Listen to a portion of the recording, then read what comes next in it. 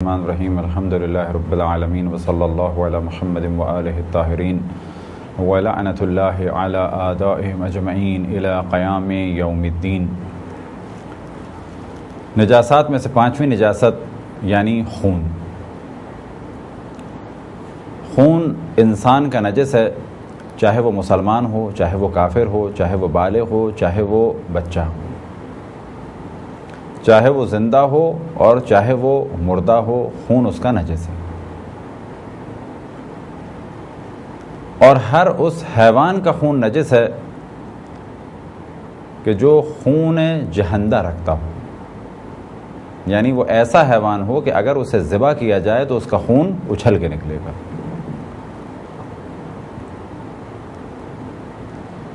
اب چاہے آپ گائے یا بکری کو ذبح کریں، اس کا خون بھی نجس ہے، اور چاہے آپ کسی شیر اور گیدڑ کو ذبح کریں، اس کا خون بھی نجس ہے۔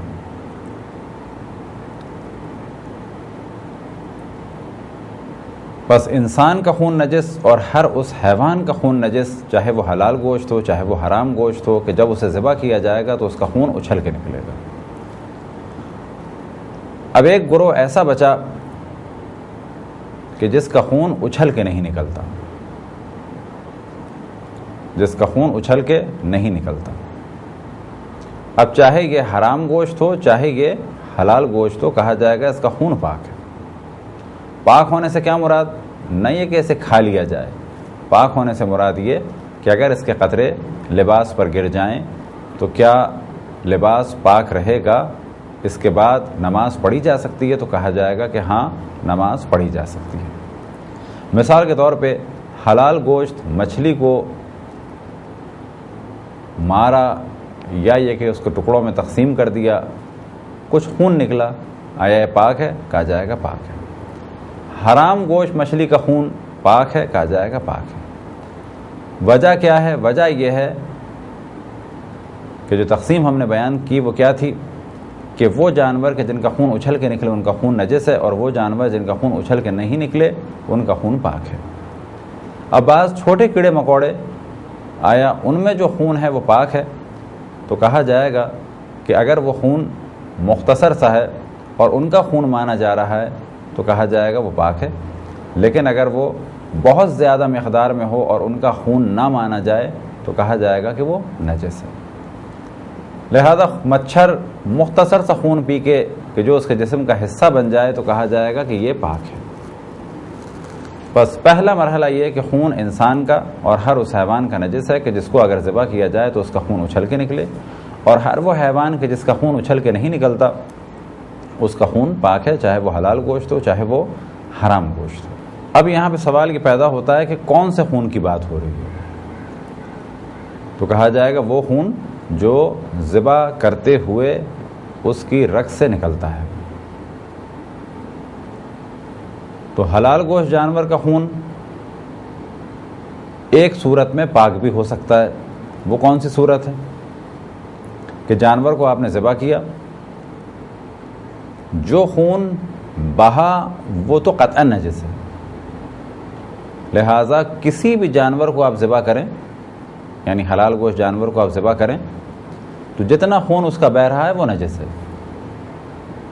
اب یہاں پر مثال دیتے ہیں کہ جانور کو آپ نے بکرے کو ذبح کیا اور بکرا کسی بلندی پہ نہیں تھا، ایسا نہیں تھا کہ ذبح کرتے وقت اس کا سر بلند تھا، نارمل زمین میں تھا، یا یہ کہ سر نیچے کی جانب تھا، اس کو ذبح کیا اور جب ذبح کیا تو اس کا خون بہہ گیا۔ بہنے کے بعد اس کی گردن کو دھو دیا، اس کی کھال کو اتارا۔ اب جو کھال کو اتارا اور گوشت کو پاک کر دیا، یہ سارے فرض ذہن میں رکھیں۔ اب اس بکرے کے اندر کچھ خون نکلا، آیا یہ خون بھی نجس ہے؟ کہا جائے گا نہیں، حلال گوشت جانور کا یہ والا خون پاک ہے۔ بس حلال گوشت جانور کے دو خون تصور کیے جا سکتے ہیں، ایک وہ خون کہ جب اسے ذبح کیا جائے تو وہ بہے تو وہ ہر صورت میں نجس ہے، ایک وہ خون کہ جو اندر کبھی کبھی رہ جاتا ہے تو وہ بالکل پاک ہے۔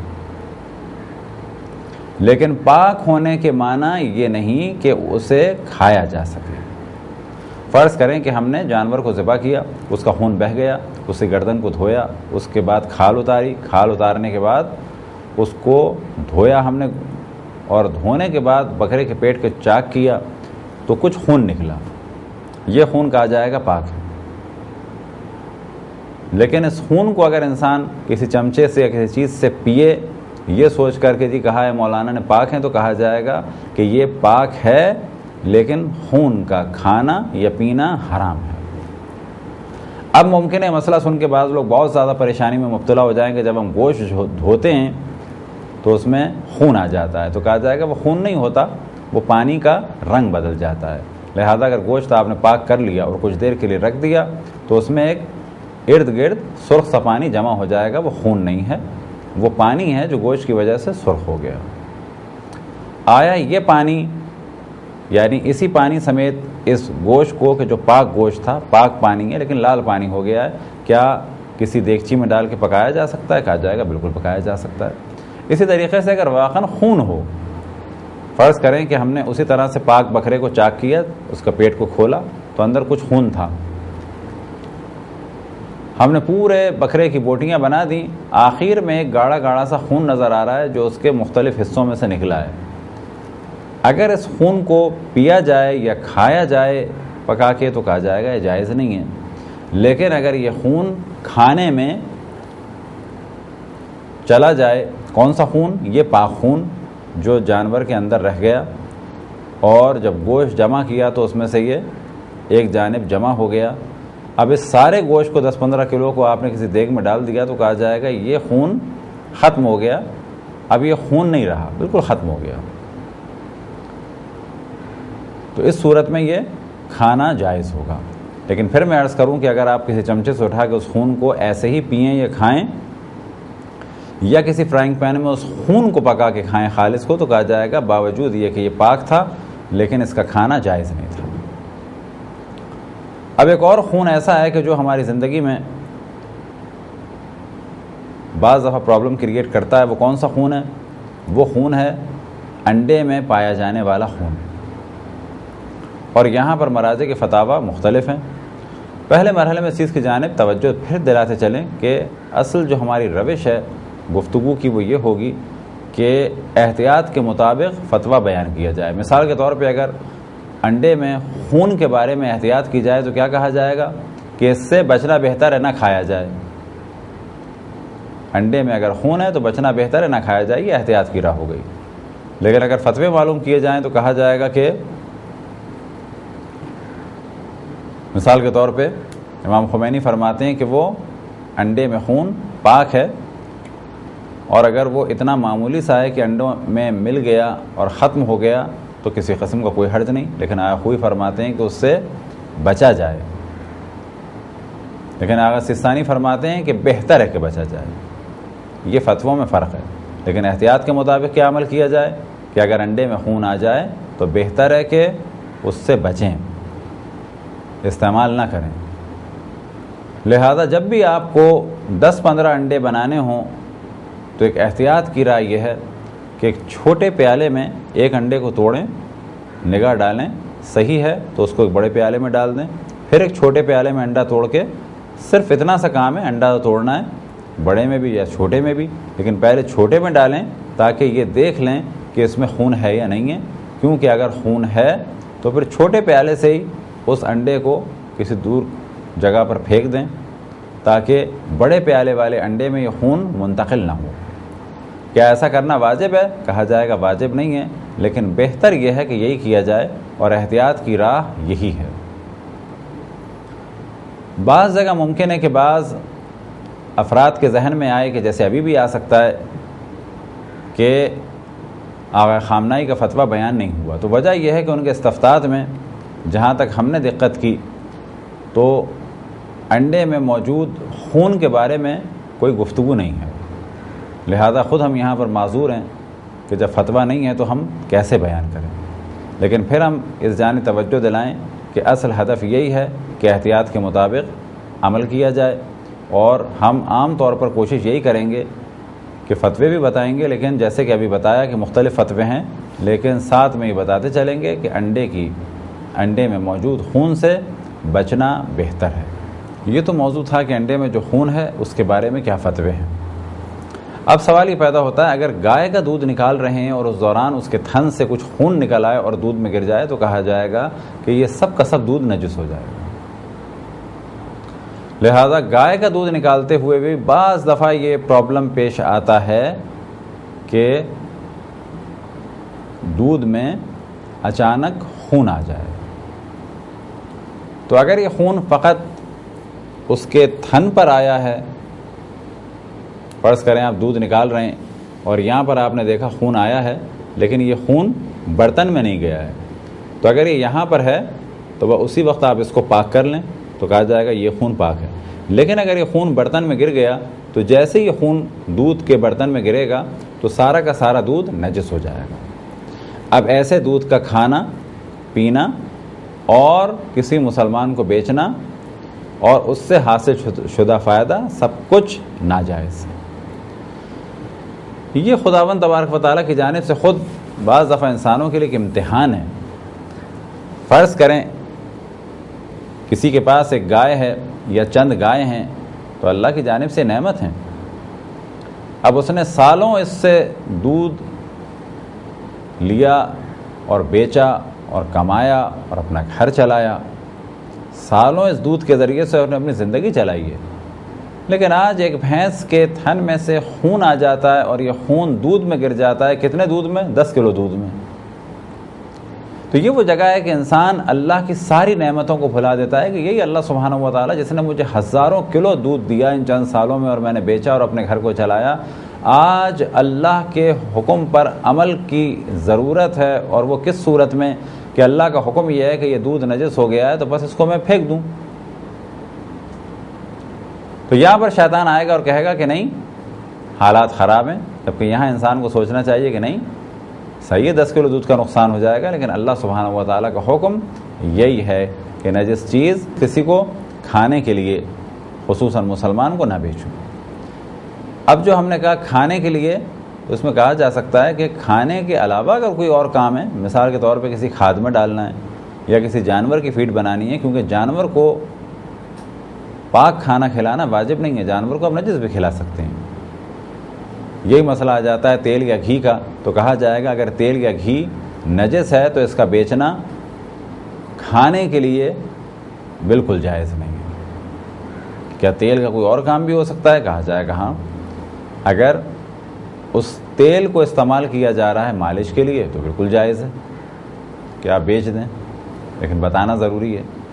لیکن بعض کام ایسے ہیں کہ وہاں پر کوئی مسئلہ ہی نہیں ہے، مثال کے طور پہ کشتی میں تیل لگانا ہے۔ آج بھی جو لکڑی کی لانچز ہیں ان میں تیل لگایا جاتا ہے، چربی لگائی جاتی ہے۔ فرض کریں آپ کے پاس ایک نجس چربی تھی بہت ساری، آپ نے وہ ارادہ کیا کسی مسلمان کو بیچیں اور یہ نجس تھی، تو کہا جائے گا یہ کام جائز نہیں ہے۔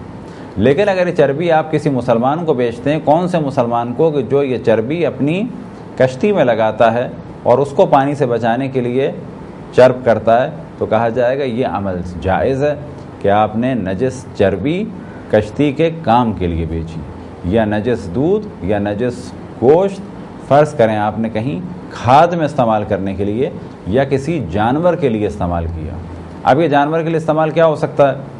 مثال کے طور پہ آج کل 60-70 روپے کلو دودھ ہے، اب یہ نجس ہو گیا، آپ کو پتا ہے ایک شخص کے یہاں کتے اور بلیاں پلے ہوئے ہیں، اس کو بھی دودھ چاہیے،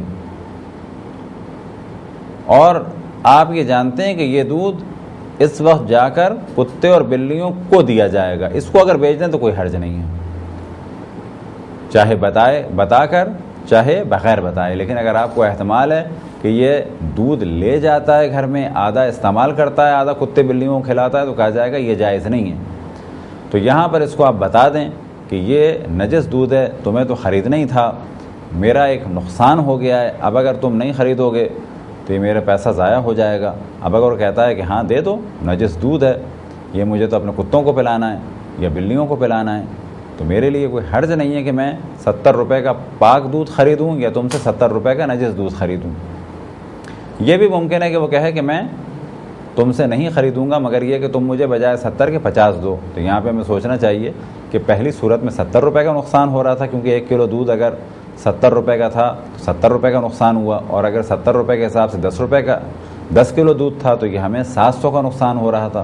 وہ شخص کہتا ہے کہ میں 700 نہیں دوں گا بلکہ 500 دوں گا، تو یہاں پر ہم یہ سوچ رہے ہیں کہ 200 روپے کا نقصان ہوا، لیکن یہ 200 روپے کا نقصان بہتر ہے اس سے کہ ہم 700 کما کر اللہ کی مخالفت کرتے اور کسی مسلمان کو نجس دودھ دیتے اور اس طریقے سے اپنی ساری آمدنی کو حرام کر لیتے۔ وہ خون جو چوٹ کے ذریعے سے جسم کے کسی حصے سے بہے، چاہے انسان کے چاہے جانور کے، ممکن ہے کوئی یہ سوچے کہ خون فقط وہ نجس ہے یا اس خون کی بات ہو رہی ہے جو ذبح ہوتے وقت نکلے، تو ایسا نہیں ہے۔ چاہے جانور کے جسم سے خون بہے چاہے کسی انسان کے جسم سے خون بہے، وہ خون قطعاً نجس ہے۔ اب سوال یہ پیدا ہوتا ہے کہ بعض دفعہ خون مسوڑوں میں آ جاتا ہے، یعنی دانتوں میں ارد گرد ہلکا سا خون آ جاتا ہے۔ یہ خون آیا پاک ہے؟ کہا جائے گا یہ خون بھی نجس ہے۔ بس منہ پاک کیا جائے پانی سے، تو یہاں پر دو طرح کی گفتگو ہے۔ اگر خون اتنا زیادہ ہے کہ وہ منہ میں بھر گیا تو اب یہاں منہ پاک کرنا ہوگا، لیکن اگر خون بہت ہی مختصر ہے، مثال کے طور پہ ہم نے دیکھا کہ ہمارے منہ میں ایک جانب ہلکا سا خون تھا، تھوڑی دیر میں لعاب دہن یعنی تھوک کے ساتھ وہ مکس ہو کے ختم ہو گیا، تو کہا جائے گا اگر بہت ہی مختصر تھا اور لعاب دہن کے ساتھ مل کے ختم ہو گیا تو اندرونی حصہ پاک ہے اس کا۔ لیکن اب یہاں پر ایک اور فرض کیا جائے کہ ہمارے منہ میں خون نکلا، ہم نے اسے تھوکا اور تھوکتے وقت ان حصوں میں ہمارے ہونٹوں کے باہر کے حصے پہ لگ گیا، تو کہا جائے گا یہ باہر کے حصے پاک کرنے ہوں گے۔ لیکن اندر کے حصے جیسے ہی خون لعاب دہن میں گھل مل کے ختم ہو گیا تو خود بخود اندر کا حصہ پاک ہو جائے گا۔ مثلا ہم نے دیکھا کہ ہمارے یہاں پر مسوڑوں کے آس پاس خون تھا، تھوڑی دیر ہم نے بات چیت کی، بعد میں ایسے دیکھا تو پتہ چلا خون نہیں ہے، تو کہا جائے گا کہ یہ اتنا مختصر سا خون تھا کہ لعاب دہن یعنی تھوک میں مل گیا، اور جیسے ہی مل گیا ختم ہو گیا۔ اب جب یہ ختم ہو گیا تو منہ کا اندر کا حصہ پاک ہے۔ اب اگر باہر لگا ہو وہ خون تو اس وقت کیا کرنا ہوگا؟ اتنے حصے کو اپنے پاک کرنا ہوگا، کیونکہ لعاب دہن کی وجہ سے اندر خون پاک ہو جاتا ہے لیکن باہر کا خون پاک نہیں ہو سکے گا۔ چوٹ لگنے سے بعض دفعہ خون کھال کے نیچے دب جاتا ہے، تو جب تک وہ دبا ہوا ہے، مثال کے طور پہ ایک ہتھوڑی انگلی کے حصے پہ لگی، بعد میں ہم نے دیکھا کہ یہ لال ہو گئی، کیا ہوا؟ خون بہا؟ خون نہیں بہا، اندر خون جم گیا، تو کہا جائے گا کہ اندر جو خون ہے وہ نجس ہے۔ اب ہمیں کیا اس کو نکال کے صاف کرنا ہے؟ کہا جائے گا نہیں، اس کے اوپر ایک کھال چڑھی ہوئی ہے جو اندر خون کو باہر نہیں آنے دے رہی اور باہر کے پانی کو اندر نہیں جانے دے رہی۔ اندر بے شک نجاست ہے لیکن یہ اوپر اب کھال بالکل سالم ہے۔ اب اگر کھال ختم ہو جائے تو کہا جائے گا اندر جو خون ہے وہ نجس ہے۔ یہ خون کون سا ہے؟ جمع ہوا خون ہے۔ اس خون کو اگر انسان کے لیے مشکل نہ ہو تو پانی کے ذریعے سے، یا یہ کہ اگر پانی کے ذریعے سے نہیں کسی اور کیمیکل کے ذریعے سے صاف کرنا ہوگا۔ کب؟ کہ جب یہ جگہ خون آلود اندر اس کے خون ہے اور کھال اس کی پھٹ گئی ہے، لیکن کھال اگر پھٹی نہیں ہے تو کسی قسم کا کوئی پرابلم نہیں، اسی ہاتھ کے ساتھ اندر خون دبا ہوا ہے کہ جسے عام طور پہ ہمارے اردو میں کہا جاتا ہے مردہ خون، کہ چوٹ لگنے کی وجہ سے خون مر گیا، تو کہا جائے گا یہ خون نجس ہے، لیکن کیونکہ کھال کے نیچے اس میں نماز ہو سکتی ہے، اور جب کھال پھٹ جائے یا کھال الگ ہو جائے تو اس خون کو صاف کرنا ہوگا۔ یہ تو گفتگو تھی مخصوص خون سے متعلق کہ جب ہمیں یقین ہو کہ ہماری کھال کے نیچے خون ہے، لیکن اگر کسی کو یقین ہو کہ ہتھوڑی کی چوٹ لگنے سے خون نہیں جمع ہے بلکہ یہ جو یہاں کا گوشت تھا یہ مر گیا ہے، تو اگر کسی کو یہ معلوم ہے کہ یہ خون نہیں ہے گوشت ہے تو اس کے لیے یہ گوشت کھال ہٹنے کے بعد بھی پاک مانا جائے گا۔ زخم کے بعد جب صحیح ہو رہا ہوتا ہے تو بعض دفعہ زخم میں ایک پس آتا ہے، ایک سفید رنگ کا گاڑھا پانی۔ آیا وہ سفید رنگ کا گاڑھا پانی پاک ہے؟ کہا جائے گا کہ پاک ہے۔ پھر یہاں پر یہی بات کہ وہ تو گندا سا ہوتا ہے، کہا جائے گا پاک ہے سے مراد یہ کہ اگر جسم پر لگ جائے یا لباس پر لگ جائے تو نماز ہو جائے گی۔ گو کہ خون کے لیے بھی یہی مسئلہ ہے کہ خون اگر ایک انگشت کے پورے کے برابر میں یا بالفاظ دیگر ایک درہم بغلی کے برابر اگر چند ڈاٹ ہوں تو اس وقت کہا جاتا ہے کہ اگر یہ درہم بغلی سے یا انگشت کے اس پورے سے کم ہیں تو اس میں نماز ہو سکتی ہے، لیکن وہ پاک نہیں ہے، بلکہ اتنی مقدار میں نماز کے لباس پر خون مباح ہے، یعنی جائز ہے کہ اگر ہو تو کوئی حرج نہیں ہے۔ لیکن یہ تصور کرنا کہ ایک انگشت کے پورے کے برابر یعنی اس مقدار میں اگر خون ہو تو خون پاک ہے، کہا جائے گا پاک نہیں ہے وہ، بلکہ اتنی مقدار میں چھوٹ ہے، معاف ہے کہ اگر اتنی مقدار ہو تو نماز پڑھی جا سکتی۔ لہٰذا بعض دفعہ جلوس میں مسئلہ پیش آتا ہے۔ اب یہاں پہ سوال کیا جائے کہ جو خون زنجیر کے ماتم کے بعد کسی کے جسم میں پاک ہے، کہا جائے گا بالکل نجس ہے، لیکن اسی دوران کچھ چھینٹیں اڑ کے ہمارے لباس پر آ گئیں، 3 یا 4 چھوٹے چھوٹے اسپاٹ پڑے، تو کیا آیا نماز پڑھی جا سکتی ہے؟ تو کہا جائے گا ہاں، یہ 3 یا 4 اسپاٹ ملا کر ایک انگشت کے اس پورے سے کم ہیں یہ نجس۔ فرض کریں یہاں ایک ڈراپ گر گیا تھا، نماز ہو جائے گی؟ کہا جائے گا نماز ہو جائے گی۔ کیوں ہو جائے گی؟ کہ ایک ڈراپ نماز میں معاف ہے، لیکن کون سا خون؟ حیض یا نفاس یا کتے یا سور کا نہیں، عام خون اگر ہے تو نماز ہو جائے گی۔ فرض کریں ایک ڈراپ یہاں پر آ گیا تھا، یا یہ کہ 5-6 ڈراپ آ گئے، ان 5-6 کو ہم نے ناپا اس سے کم ہے تو کہا جائے گا ان 5-6 میں بھی نماز ہو جائے گی۔